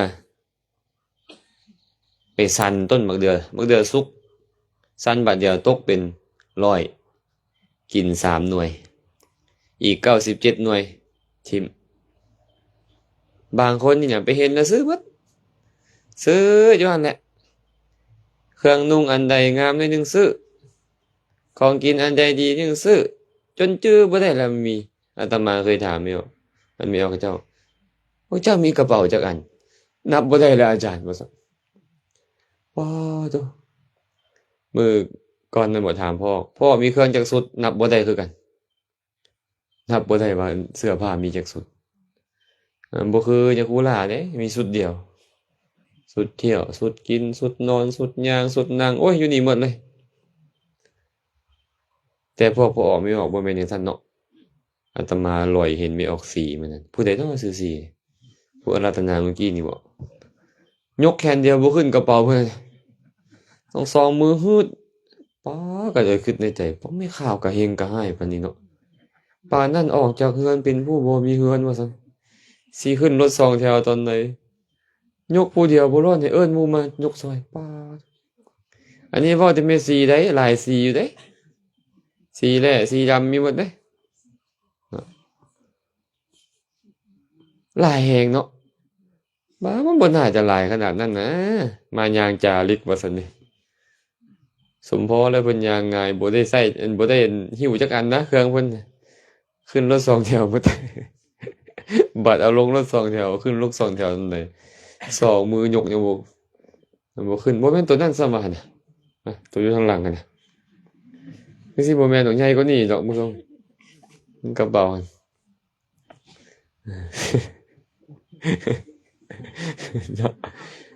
อันนี้เว้าเพิ่นว่าใส่ใจสุรุ่ยใส่ร้ายเนาะบางคนเด้ออันนี้เด้อเครื่องนี่จักพื้นต่อจักพื้นบางเทื่อบ่ได้ใช้จักเทื่อก็มีแต่ซื้อกระโปรงกระเป๋าก็ซื้อเกิบก็ซื้ออันใดซื้อเบิดใส่ใจสุรุ่ยใส่ร้ายเงินคำกำแก้วมันก็หมดไปธุรกิจการงานก็หมดคือกันคันใส่ใจสุรุ่ยใส่ร้ายอะไรก็ได้เนาะพระพุทธเจ้าได้ตรัสต่อไปว่าบุคคลใดเกิดในตระกูลกษัตริย์มีโภคทรัพย์น้อย แต่ปรารถนาความเป็นใหญ่นี่ก็เป็นปากทางแห่งความเสื่อมอีกประการหนึ่งตัวเองกะเกิดในตระกูลกษัตริย์ก็จริงแต่มีโภคะน้อยไพร่พลมหฬโยธาน้อยแต่ปรารถนาความเป็นใหญ่มันจะไปซื้อจ้างจอบอ่อยทหารมาเข้ากับข้างตัวเองได้ส่ำใดแม่นบ่ปรารถนาความเป็นใหญ่แล้วก็อยากก่อกบฏและอย่าไปยึดเอาราชบัลลังก์แล้วสุดท้ายก็ประสบความเสื่อมนี่แหละเอิ้นว่าปากทางแห่งความเสื่อมจื้อกันได้จังหน่อยบ่จื้อได้ข้อเดียวคือผัวเฒ่าได้เมียสาวน้อยมันเป็นจื้อตัวนี้แหละนี่เนาะมีหลายข้อที่เว้ามาทั้งหมดนั่นน่ะโยมถ้าหากว่าบุคคลใดเฮ็ดบุคคลนั่นก็เสื่อมเขาบอกว่าเขาจะเป็นไผก็ตามเสื่อมแน่นอนเพิ่นว่าแต่ว่าเฮาฮู้แล้วเฮาเว้นขาดเจริญบ่มันก็เจริญขึ้นเนาะพระพุทธเจ้าก็เลยบอกว่าบุคคลใดก็ตามมีปัญญาเห็นแจ้งมีความเห็นตรงเห็นบุคคลผู้เสื่อมเห็นเหตุแห่งความเสื่อมนั้นแล้วเขาย่อมเข้าเสพโลกอันเกษมคือเข้าถึงสุคติโลกสวรรค์เพราะเขาจะบ่เฮ็ดคันเฮาบ่ฮู้ว่าอันใดเป็นความเสื่อมบุคคลแบบใดเป็นคนเสื่อมเฮาก็บ่สามารถละเว้นได้แม่นบ่แต่หากเฮาฮู้แล้วอันนี้ก็เสื่อมเด้พระพุทธเจ้าบอกว่าเสื่อมจากบุญจากกุศลนำเสื่อมจากสิ่งต่างๆที่ควรจะได้นำอย่างเช่นคนที่สามารถแต่บ่เลี้ยงพ่อแม่ผู้แก่เฒ่าเสื่อมจากหยังก่อนต้นเสื่อมจากกุศลคุณงามความดีคนอื่นก็ตำหนิที่เตียนพ่อแม่เขานั่นแหละก็บ่แบ่งให้ดอกทรัพย์สมบัติน่ะแม่นบ่เพราะบ่ดูแลเขาเลยเนาะสุดท้ายหลังจากตายไปก็เข้าถึงอบายทุกขติวินิบาตนรกจังซี่เป็นต้นนี่เอิ้นว่าปากทางแห่งความเสื่อมนะเทวดาตนนั้นก็ดีอกดีใจเมื่อพระพุทธเจ้าได้แสดงพุทธพจน์บทนี้ให้ฟังเพิ่นบอกว่าในสมาคมนั้นเทวดาหลายโกฏบรรลุเป็นพระอริยเจ้าย้อนการฟังพระสูตรเอิ้นว่าปาราภวสูตรนี่หลายพันโกฏนับประมาณบ่ได้เลยแล้วพวกเขาไปอยู่ไสตอนนั้นน่ะคือว่าบ่มีพวกเขาจักหน่อยเลยอาตมาว่าน่าจะไปเป็นขี้กระเดือนอยู่เนาะไปดูดกินแต่ดินห่วงแหนแต่ดินแต่ดอนอยู่หั่นมันก็เลยบ่สามารถที่จะได้รับฟังธรรมะคำสอนเกิดในอบายอยู่เพราะตัวเองบ่ได้สั่งสมอบรมบุญเอาไว้เพื่อให้ได้พบพระสัมมาสัมพุทธเจ้าฉะนั้นมื้อนี้ก็นำพระสูตรว่าด้วยเรื่องของความเสื่อมมาเว้าให้ญาติโยมทั้งหลายได้ฟังมันหลายเกินไปหลายข้อเกินไปจื้อยากอยู่ดอกเนาะจื้อคันจื้อย่อๆก็ฮู้ซัวสั่งทำคบคนพาลอันนี้จื้อง่ายเด้อขี้คร้านมักง่ายมักนอนมักโกรธบ่เลี้ยงดูพ่อแม่ก็ว่าไปประมาณนั้นแหละเนาะหลอกลวงสมณะและวานิพกด้วยมุสาวาทเป็นนักเลงยิงนักเลงสุรานักเลงการพนันเป็นต้นนั้นเอิ้นว่าเหตุแห่งความเสื่อมคันผู้ใดบ่อยากเสื่อมก็ต้องละสิ่งเหล่านี้เนาะละสิ่งเหล่านี้จักโมงเลยบ่นี่เนาะฮะ9 โมงไปมันยังพอมีเวลาอยู่ก็จะเปิดโอกาสให้ญาติโยมได้ถามปัญหาจักน้อยหนึ่งผู้ใดมีคำถามอันใดที่อยากจะถามก็พอมีเวลาเนาะก็จะได้ตอบปัญหาให้มีบ่มีผู้ถามปัญหาบ่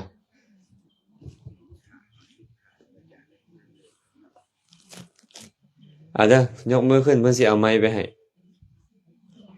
เวลามีหน่อยเด้เวลามี30 นาที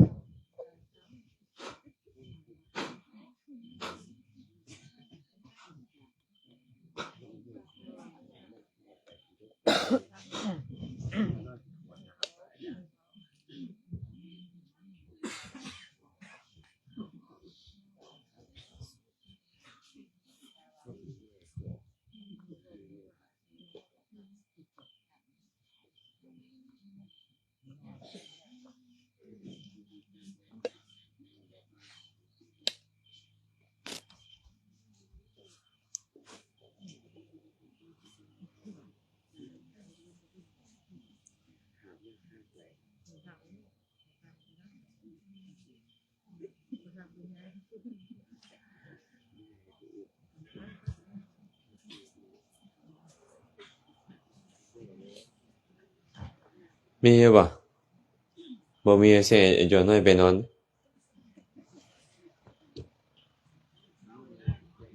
เรื่องพระไตรปิฎกอาจารย์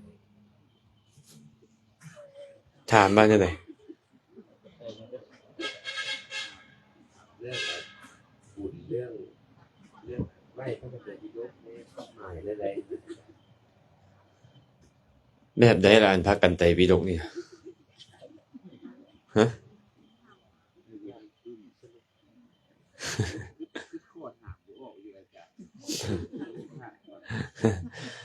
ไหว้พระกันไตรปิฎกเป็นจังได๋พระกันไตรปิฎกนี่ฮะลองสวดให้ฟังมึงดู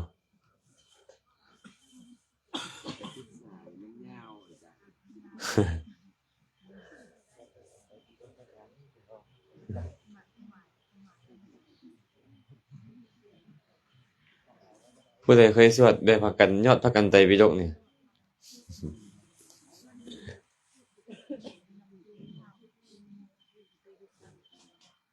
บางเทื่อเพิ่นย่อเอาน่ะ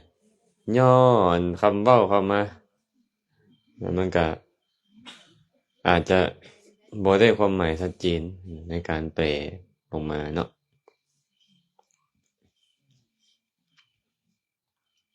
มีแนวอื่นบ่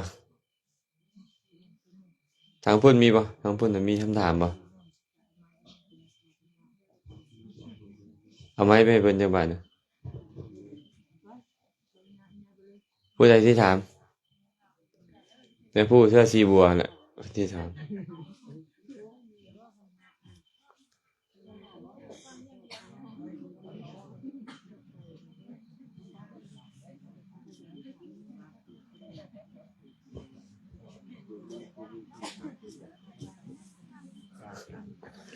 โอ้ยปานผู้บ่าวอายผู้สาวน้อยถามซื่อๆก็ได้บ่พอใส่ไมค์ก็ได้ถามโลด ปานผู้บ่าว14ไปจีบสาวครั้งแรกอายว่าซั่น อายไหม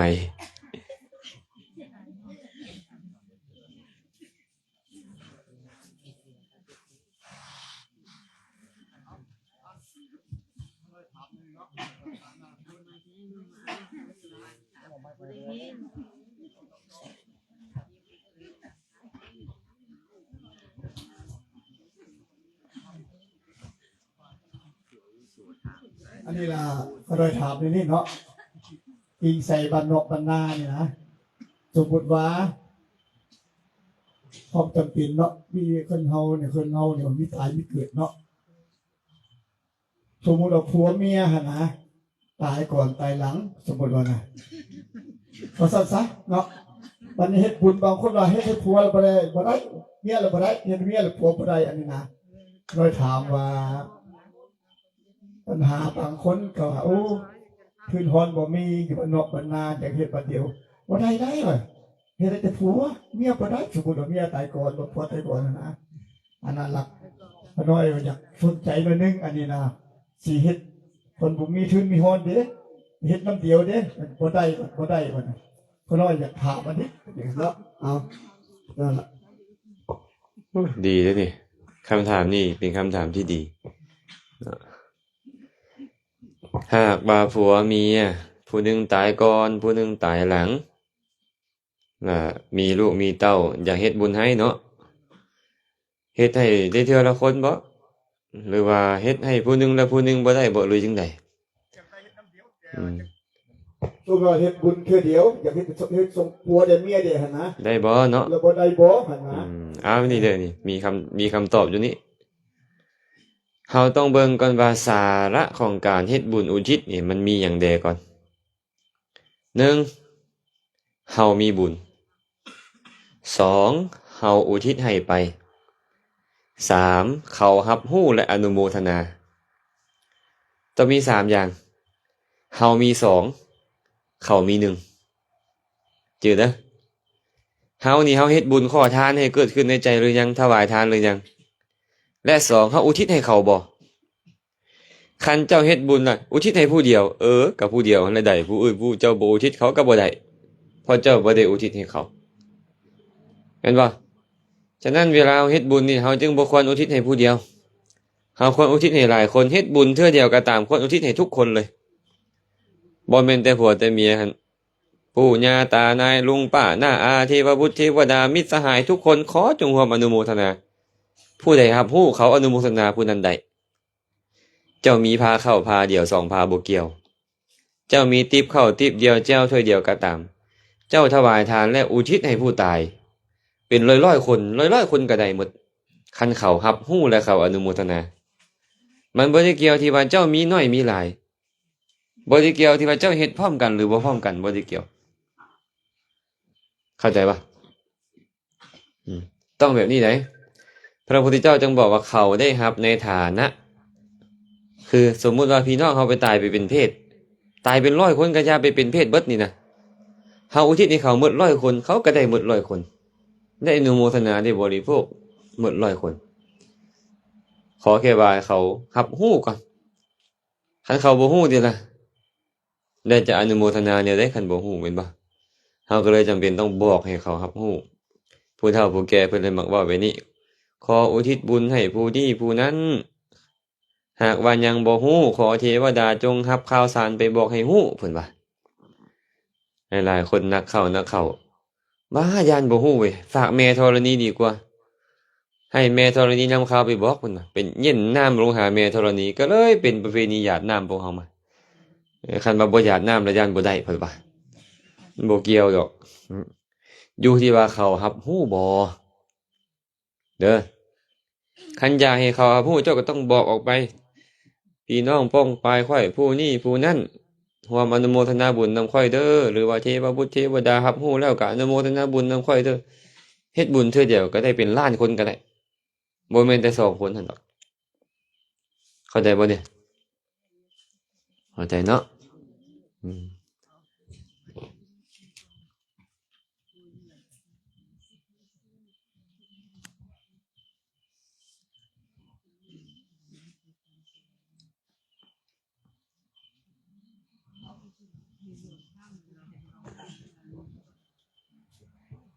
ไม่ออกน้อยเพิ่นสิถามอีหยังเอาไม้เพิ่นได้แม่สิหรือไม่ออกสีที่ถามบ่ฮะ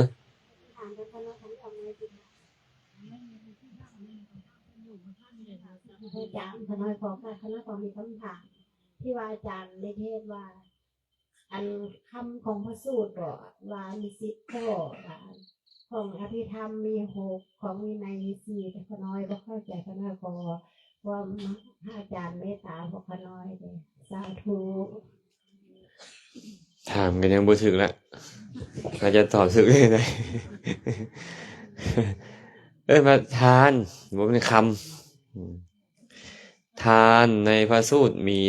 10ในวินัยมี4ในอภิธรรมมี6เห็นบ่พระสูตรนี่เพิ่นจะบอกว่าบุคคลบางคนในโลกนี้ให้ข้าวน้ำผ้ายานพาหนะดอกไม้ของหอมเครื่องรูปทาที่นอนที่อาศัยประทีปโคมไฟแก่สมณพราหมณ์เขาจะไปเกิดในที่ใดก็ตามจะเป็นคนมั่งคั่งร่ำรวยมีโภคทรัพย์หลายนี่เอิ้นว่าข้อปฏิบัติอันเป็นเหตุให้เป็นคนมีทรัพย์หลายเพิ่นเลยมี10อย่างชื่อเด้อข้าวน้ำผ้ายานพาหนะดอกไม้ของหอมเครื่องรูปทาที่นอนที่อยู่ประทีปโคมไฟคือแสงสว่างบ่มีอ้อลามเนาะมันอ้อลามไปอยู่ไสบ่นี่เพิ่นบ่เว้าอาหารได้ก็ยาเถาะปฏิบัติอยู่ในข้าวแล้วเด้อเคยเอิ้นกันกินข้าวบ่มาเด้อกินข้าวนํกันคันเขามากินแล้วค่อยเอิ้นสิกินข้าวเด้บ่ได้ให้อ้อลามนำได้ว่าสิบ่แม่นดอกเนาะก็อยู่นำกันแล้วอันนี้เอิ้นว่าทานในพระสูตรเว้า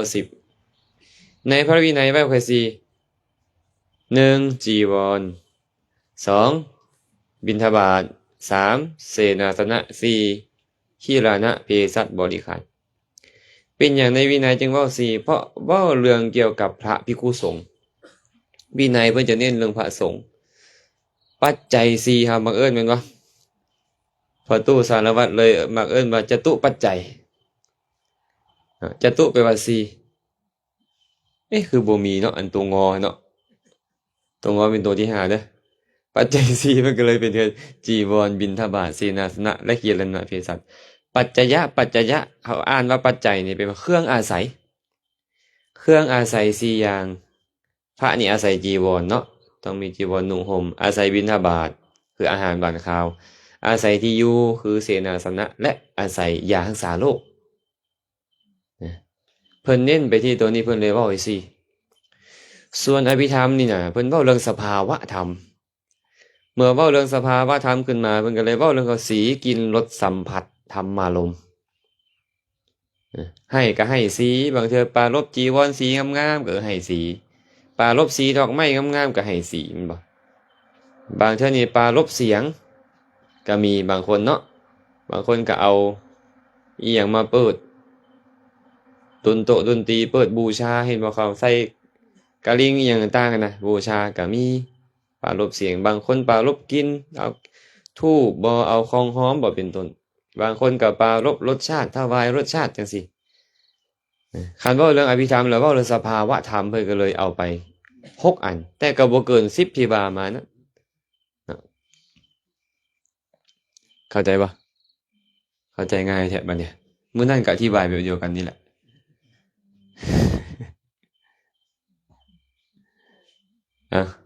มีอื่นบ่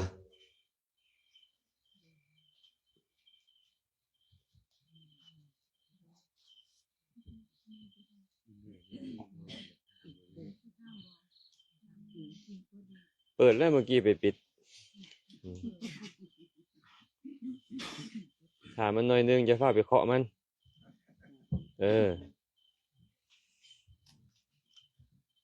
โดยน้อมนมัสการ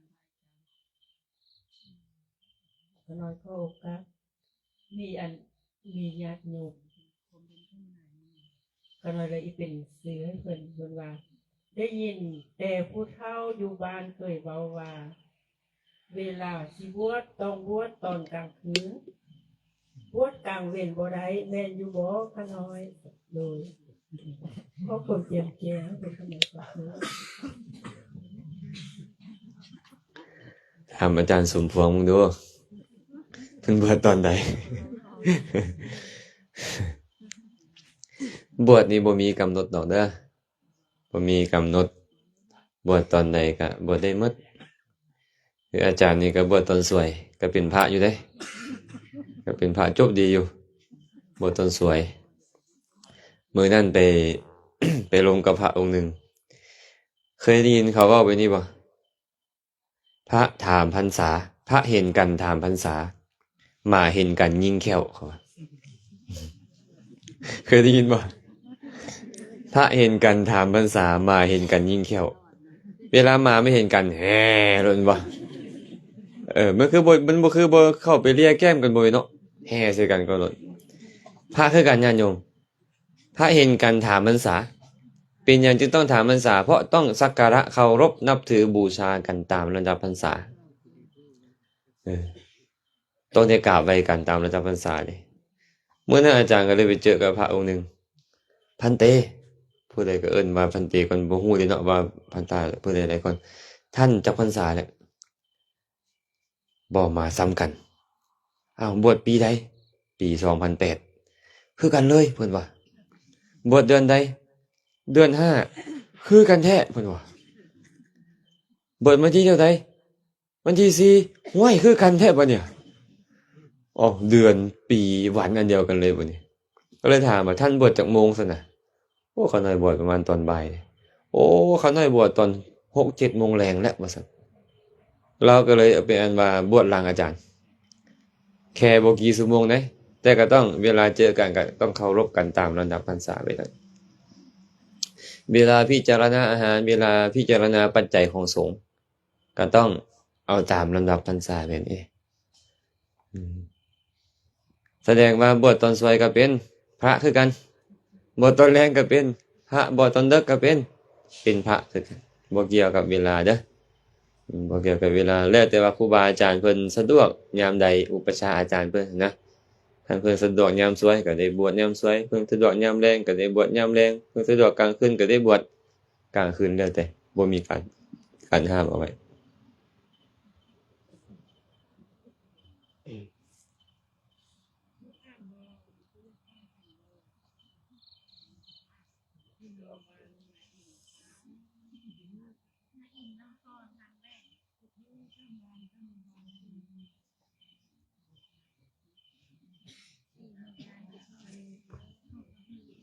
ทงนามีก็มาว่ะอยู่ไสทงนามีโอ้ทงนามีหมดเลยที่แรกคิดว่ามื้ออื่นสิไปนอนทงนามีบ่ฮอดมื้ออื่นนี่นะบ่ฮอดทงนามีซ้ำฮอดแต่ทางแบง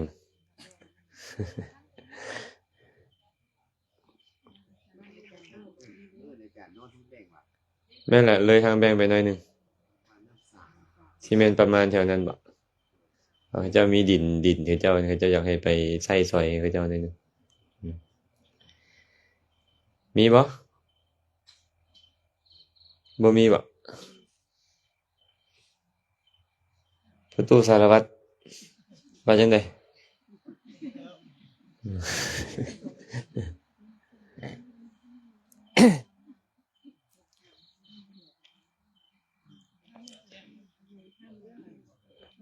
เอาไม้ไปให้เพิ่นเด้อไม่น้อยโอ้อยู่ต้นตาลพุ่นยืนไปก็ได้ยืนให้ก็ได้ไป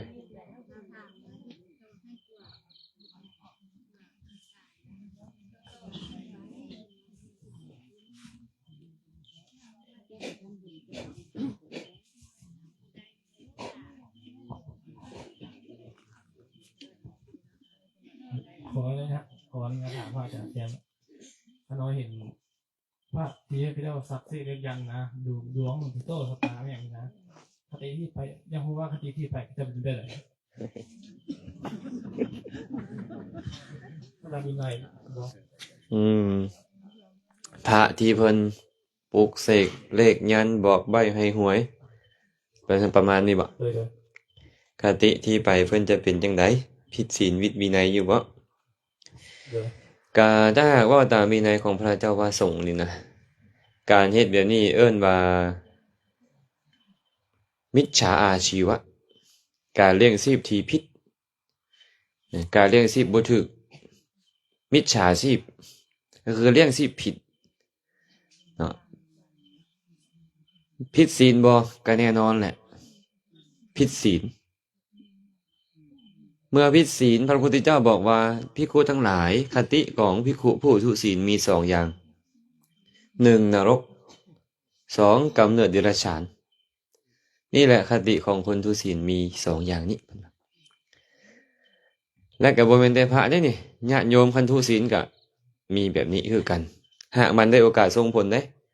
แต่ถ้าหากว่าเพิ่นประพฤติแก้โตกลับใจประพฤติศีลปฏิบัติธรรมจิตใจเพิ่นดีงามตอนใกล้ตายเพิ่นก็ไปสวรรค์ได้เนาะและสามารถเจริญคุณธรรมบรรลุมรรคผลนิพพานก็ได้อยู่คันหากว่ายังมีการประพฤติแก้โตคันหากยังเฮ็ดแบบนี้อยู่หมดโอกาสขวางกันเลยเด้ขวางกันสวรรค์นิพพาน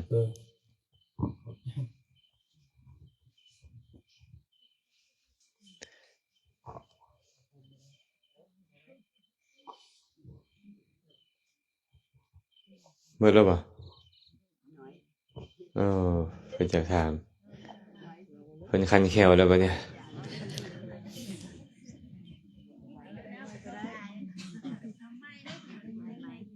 เอาบ้องดังเด้อ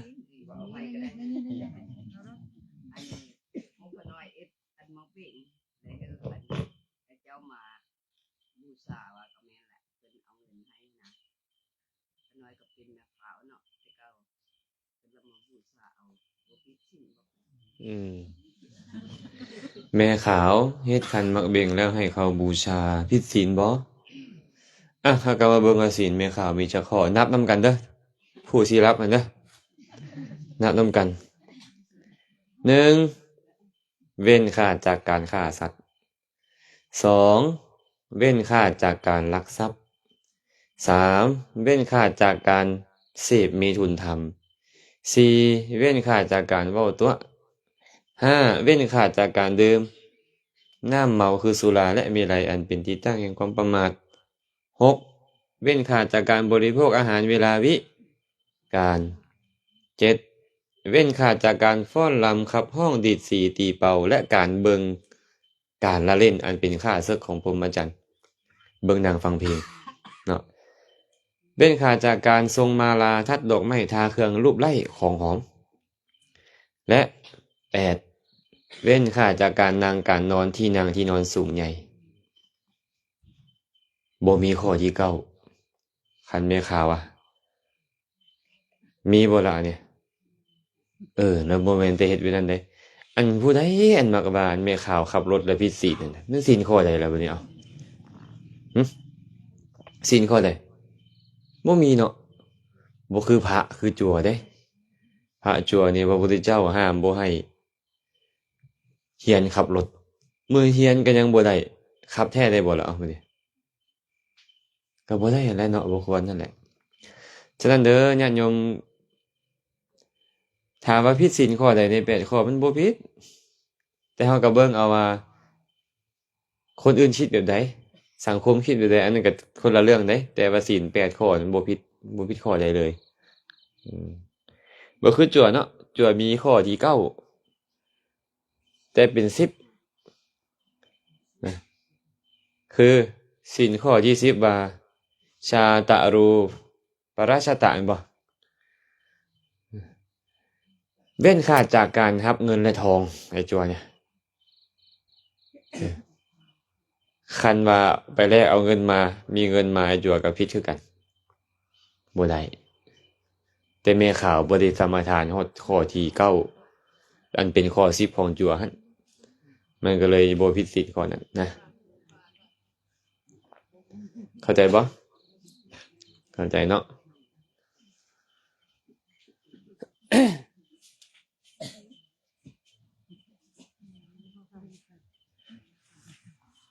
ยังมีผู้ใดบ่นี่ผู้นั้นก็คันเขียวแล้วมื้อนี้เอาไม้ให้เพิ่นด้วยน่ะพูนผู้อยู่ใกล้ๆเลยต้นมองไปพุ่นน่ะยื่นไปดูยื่นไม้ไป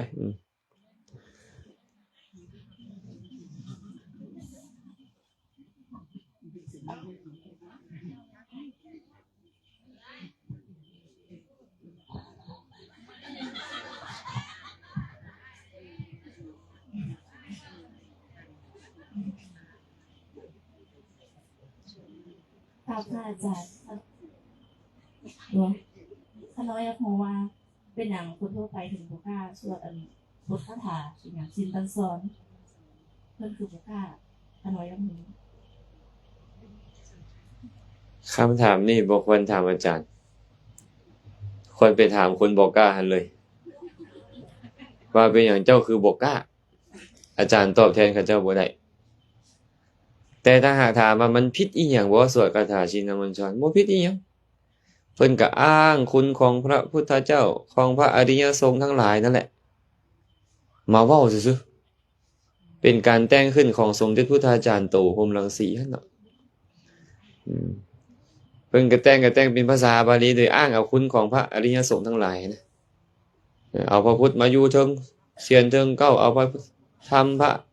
อริยสงฆ์ผู้นี้ผู้นั้นมาอยู่ข้างซ้ายข้างขวาก็ว่าไปแล้วก็อ้างคุณแบบนี้เป็นต้นฉะนั้นมันบ่ได้ผิดหยังดอกตามแต่ว่าบางคนเขาคิดว่ามันบ่แม่นคำของพระพุทธเจ้าแท้ๆบ่สวดนะบางคนอาจสิแบบนี้เนาะแต่ก็คือการสรรเสริญพระพุทธเจ้าพระธรรมพระสงฆ์นั่นเองแต่บางคนก็คิดว่าแบบนี้พระต้องสวดบ่แม่นโยมสวดเขาคิดแบบนี้ก็มีความคิดของแต่ละคนก็เลยแตกต่างกันคันถามอาจารย์ว่าเป็นหยังเขาคือบ่สวดอาจารย์ตอบให้บ่ได้ต้องถามเขาเจ้าเองเจ้าเป็นหยังบ่สวดว่าสิต้องถามเขาเจ้าแบบนั้นเข้าใจเนาะ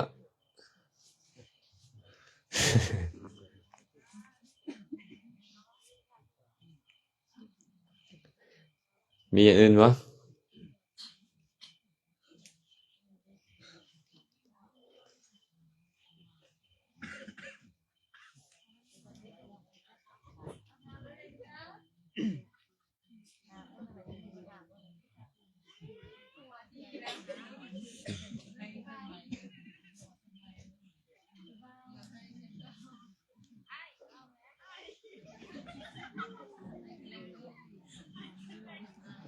ยังมีอีกบ่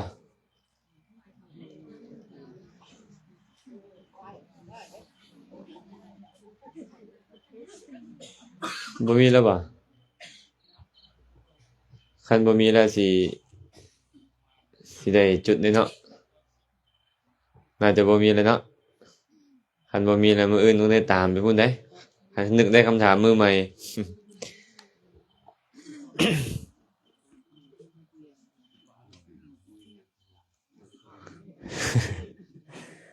ก็คงจะพอสมควรเนาะก็อนุโมทนาบุญนำผู้บาอาจารย์พระสงฆ์สมณเณรตลอดถึงญาติโยมมุสุคูสุคน ที่ได้สละเวลามาร่วมกันเจริญกุศลในทรงพระคำมื้อนี้ขอให้บุญกุศลนี้จงเป็นปัจจัยให้ทุกคนทุกท่านจงได้ประสบพบเจอแต่ความสุขปราศจากทุกข์ทั้งปวงปรารถนาสิ่งหนึ่งประการใดอันเป็นไปในทางที่ชอบประกอบด้วยธรรมแล้วก็ขอให้ความปรารถนาของทุกคนทุกท่านจงสำเร็จด้วยเทอญ